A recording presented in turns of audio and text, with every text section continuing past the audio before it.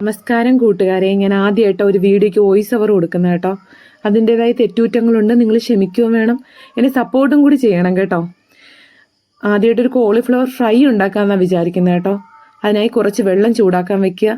അതിലേക്ക് കുറച്ച് മഞ്ഞൾപ്പൊടിയും ഉപ്പും ഇട്ട് തിളച്ച് വരുമ്പോഴേക്കും കോളിഫ്ലവർ ഇടുക കേട്ടോ. അപ്പോൾ എന്തിനാന്ന് വെച്ചാൽ അത് അതിനകത്ത് എന്തെങ്കിലും കീടങ്ങളുണ്ടെങ്കിൽ നശിക്കാൻ വേണ്ടിയിട്ടാണേ.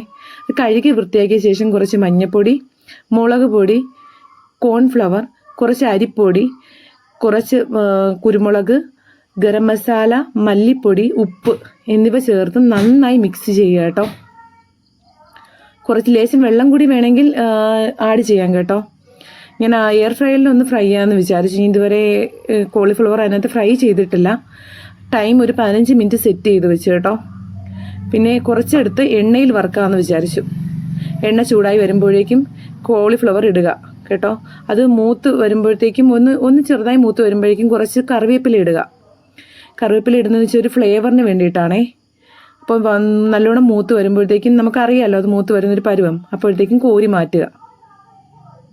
എന്തായാലും അത് വറുത്തതല്ലേ, എൻ്റെ കൂട്ടത്തിൽ ഒരു ചൂട് കോഫിയും കൂടെ ആവാമെന്ന് വിചാരിച്ചു.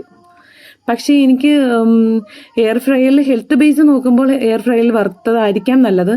എന്നാലും ടേസ്റ്റ് ബേസ് എനിക്ക് ഇഷ്ടപ്പെട്ടത് എണ്ണയിൽ വറുത്തത് തന്നെ കേട്ടോ.